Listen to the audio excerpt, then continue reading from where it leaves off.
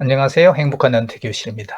완도, 진도에 이어서 세 번째 섬 소개 신안섬입니다. 신안은 다도해로 중간 크기의 여러 섬이 모여 있고 각 섬을 다리로 연결해서 방문하게 되는데 다리를 중심으로 보면 크게 두 지역으로 구분이 됩니다. 목포에서 접근하는 신안섬 아랫부분 섬군들과 그리고 무안에서 접근하는 신안섬 윗부분 섬들로 구성되어 있습니다. 지난 영상에서 신안섬 아랫부분은 소개를 했고 오늘은 신안섬 윗부분을 돌아보도록 하겠습니다. 신안섬 윗부분은 육지 무안에서 다리로 연결되어 들어갑니다. 그래서 무안섬 아랫부분 관광을 마치고 목포에서 무안을 거치게 됩니다. 지나는 길에 무안에도 볼거리가 크게 두 곳이 있습니다. 그게 무안 낙지공원과 무안 황토갯벌랜드입니다. 먼저 무안낙지공원은 무안군 망운면 송현리에 있습니다. 영상에 지금 지도가 나오고 있습니다. 가시면 영상에서 보시듯 높이 14m 거대한 낙지 조형물이 있습니다. 당연히 그곳이 낙지가 많이 생산된다는 뜻도 되고 또 그것을 바다 주변 경관을 돌아볼 수 있는 전망대 역할도 합니다. 주변 바닷가 전경도 멋있고 방풍림으로 소나무도 많이 심어져 있어서 마치 동해안 강릉 해변 솔밭길을 걷는 것 같습니다. 캠핑장도 있습니다. 캠핑 좋아하시는 분들은 캠핑 장소로도 좋고 당일로 들리시는 분들은 전망대에 올라 주변을 돌아보시고 해변가를 소나무 숲길을 따라서 걷는 것도 아주 운치가 넘치는 멋진 여행 경험이 될 것입니다. 전망대에서 바라본 밀물로 저 멀리 바닷물이 밀려나고 드넓은 갯벌이 펼쳐진 모습을 단정하게 갖추어 놓은 데크에서 바라보는 전경도 정말 멋있습니다. 마치 밤에 사람 소리가 멀리까지 크게 들리듯 이곳 역시 고요함 속에서 몇몇 어촌 사람들이 해산물을 채취하며 나누는 대화 소리가 멀리서인데 큰 소리로 들립니다. 신비한 자연 현상을 감상하실 수가 있습니다. 멋진 무안낙지공원 경험이었습니다. 자, 이제 본격적으로 무안에서 다리로 연결된 섬들을 탐방해 보겠습니다. 해제면은 섬처럼 보이는데 가늘지만 육지로 연결되어 있다고 그런지 이곳은 여전히 무안군으로 행정상 분류가 되어 있습니다. 그런데 느낌은 무안군에서 신안섬 군으로 들어서는 마치 첫 번째 섬 같은 느낌입니다. 영상의 지도 한번 보시죠. 섬 같지 않은가요? 그런데 다리로 연결된 것은 아니고 가늘지만 육지로 연결된 곳입니다. 무안에서 신안 위쪽 섬군으로 들어가기 전 무안 황토갯벌랜드에 들렸습니다. 해제면 초입 바닷가에 있는 유명한 관광지로 데크 전망길 중심에 황토갯벌을 관찰하기 정말 좋은 곳입니다. 무안 황토갯벌랜드는 일단 규모가 어마어마합니다. 갯벌의 넓이, 데크의 길이 모두 굉장합니다. 농계 쉼터 전망대부터 출발해서 정말 어마어마한 긴 데크는 놀라움을 감출 수가 없습니다. 전편 영상에서 안좌도 퍼플교도 대단했지만 이곳 무안 갯벌랜드도 넓기, 크기로 볼 때 수도권 근처의 서해안 갯벌과는 규모가 다릅니다. 관광버스로 오신 가슴에 명찰을 다신 어르신들, 관광객분들도 아주 많습니다. 일단 데크를 걷기 전 갯벌 위에 길을 낸 농계 관찰 코스는 길 좌우에 있는 갯벌의 작은 구멍에서 이리저리 빠르게 움직이는 농계를 관찰할 수가 있고 농계는 하얀 집게발을 가진 것이 아주 귀엽고 독특해 보입니다. 데크까지 쭉 걸으며 멋진 자연의 일부를 감상하실 수가 있습니다. 그러다 데크길이 나옵니다. 무안 갯벌 탐방다리라고 명칭을 붙였습니다. 초입에 바다 헌장비가 있습니다. 기념사진 한 장 남기시고 데크길을 나서시면 이곳의 핵심은 바로 광활한 갯벌 위를 걸을 수 있는 데크 전망길입니다. 무안 황토갯벌랜드는 약 35만 평 규모로 조성된 갯벌 체험 및 생태 관광지입니다. 특히 이곳 갯벌은 유네스코 세계자연유산으로 지정된 서남의 갯벌의 일부로 생태적 가치가 매우 높은 지역입니다. 오늘 영상에서는 다양한 시설보다도 갯벌 위를 직접 걸어볼 수 있는 데크 전망길을 중심으로 살펴보겠습니다. 이제 본격적으로 데크 전망길로 들어가 보겠습니다. 데크 길이는 약 1km 된다고 합니다. 입구부터 나무 데크가 길게 이어져 있는데 이 길은 갯벌을 훼손하지 않으면서 관찰할 수 있도록 설계된 구조입니다. 걸어보시면 바닥이 단단하면서도 약간의 탄성이 느껴지는데 이는 해풍과 염분에 강한 목재를 사용했기 때문이라고 합니다.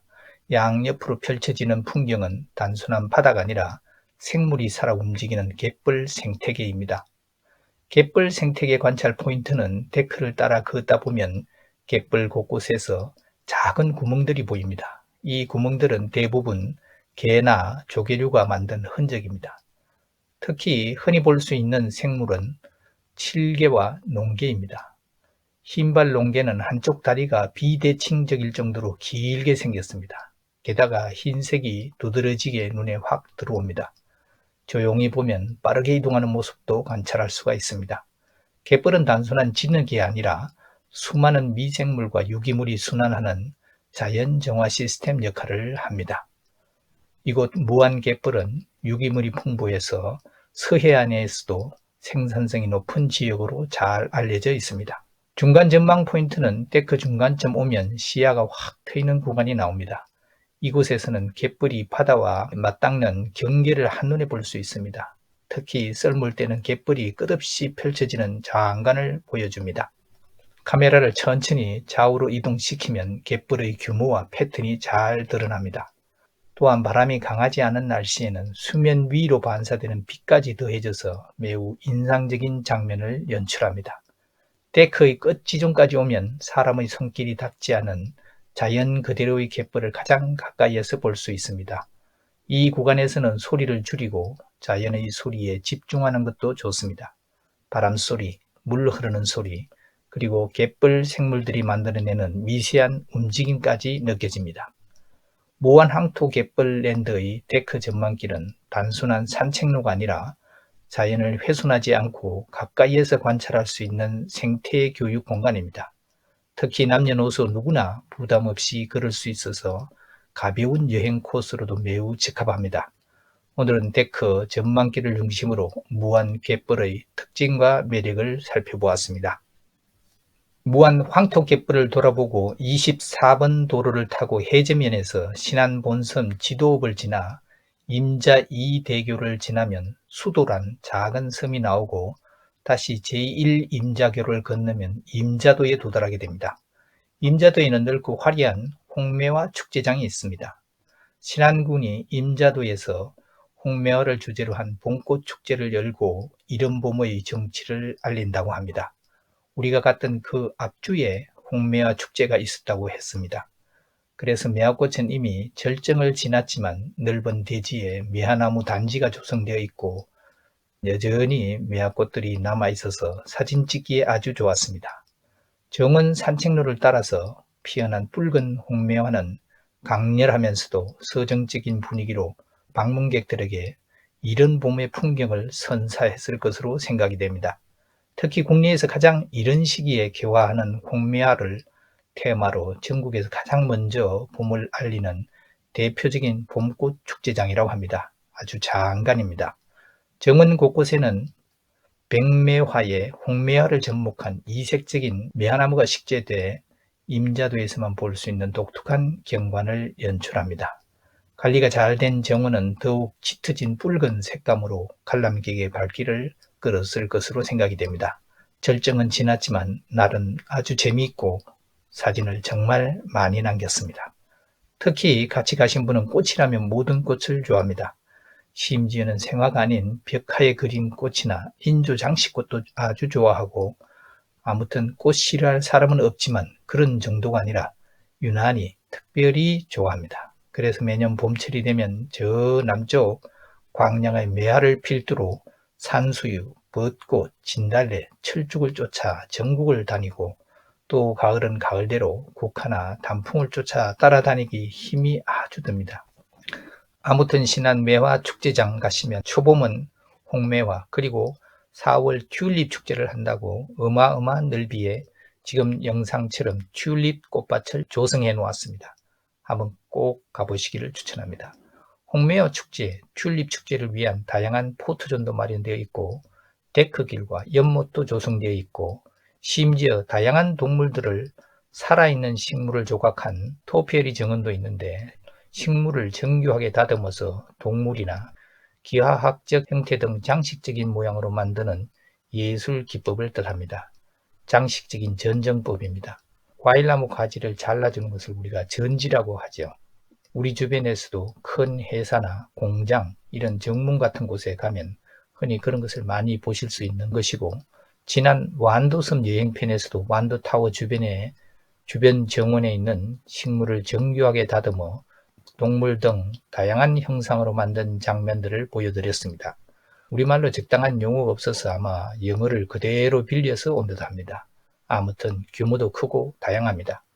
또 작은 동백나무 숲길도 있고요. 동백은 초본 긴 겨울을 이겨내고 일찍 피는데 지금도 여전히 꽃들이 남아 있습니다. 작은 동백나무 숲길 이름 그대로 키가 높지 않은 동백나무들이 줄지어 서 있습니다. 한번 사이로 걸어보시면 색다른 멋을 느낄 수 있습니다. 그 외에도 이렇게 예쁜 가이즈카, 향나무 길도 있습니다. 향나무 수령이 꽤 오래되어 보이고 걷는 길은 정말 멋있습니다. 3월에 홍매화 축제가 끝나면 바로 튤립 축제에 돌입해서 거대한 평수의 튤립을 엄청나게 많이 심어 놓았습니다. 4월 중순부터 튤립 축제로 다시 한번 들썩일 예정입니다. 지금 영상에 보시듯 풍차집도 있고 다양한 볼거리들, 사진 찍기 좋은 포토존도 많고 홍매화, 튤립, 동백숲길, 식물을 전지에 동물 모양으로 만들어 전시해 놓은 곳 등 생각보다 다양한 볼거리가 있습니다. 홍매화 축제장을 돌아보고 나오는 길에 맛있는 전복 톱밥 식당에 들렸습니다. 임자도 떠나기 직전 임자 1대교 바로 앞 임자면 사무소 옆에 나들목 맛집이란 식당이 있는데 전복 톱밥 정말 맛있게 먹었습니다. 잘 차려진 푸짐한 한상이었습니다. 돌아 나오시는 길에 시장하시면 이 집 한번 들려보시기를 추천합니다. 다시 거꾸로 되돌아 나와서 아래로 솔섬을 지나고 사옥도를 지나 정도대교를 지나면 정도에 도달하게 됩니다. 여기서 여러분 신안하면 무엇이 떠오릅니까? 각자마다 다른 생각이 떠오르겠지만 저는 신안섬 보물선 발견으로 바닷속에서 값진 청나라 시대 도자기 배가 신안 앞바다에서 풍랑에 자초되어 가라앉은 것을 한 어부의 고기 잡던 그물에 아주 귀하고 값비싼 도자기 하나가 걸려 올라와서 보물선 발굴단이 꾸려져 몇 년 동안 값비싼 도자기와 동전들 수십만 점이 발굴되어 올라온다는 내용들이 신문에 연일 대서특필된 기억이 있습니다. 그 장소를 돌아보았습니다. 정도에 신안해저유물 발굴 해역이 있습니다. 정도 신안해저유물 발굴 기념비가 있는 곳입니다. 멀리 보물선이 발견되고 건져 올린 장소가 도자기 형상을 한 부표로 표시되어 있습니다. 설명란을 보니 1975년 8월 정도 해역에서 어부의 거물에 청자화병 등 6점이 올라온 것을 시초로 본격적인 발굴 작업을 통해서 2만 4천여 점의 유물이 발견된 장소로 700년 전의 약속비가 보입니다. 건너편에 배 모양으로 디자인한 건물이 보이는데 박물관 개소를 준비 중이라고 합니다. 도자기는 몰라도 동전들은 뻘 속에 묻혀 다 찾지를 못했을 텐데 저 바닷물을 막아서 뻘 속을 뒤지면 동전은 여전히 많이 있지 않을까 그런 생각을 해보았습니다. 한번 들려보시면 옛날 신문에서 봤던 내용들, 즉 보물선을 발굴했던 과정들이 상세히 적혀있는 간판, 그리고 보물선 발견 장소를 조망할 수 있는 멋진 데크도 있고 도자기 하나만 내가 건졌어도 횡재를 했을 텐데 하는 망상도 한번 해보시고 즐거운 시간을 보낼 수 있습니다. 다음은 신안하면 보물선 다음으로 염전과 천일염이 떠오릅니다.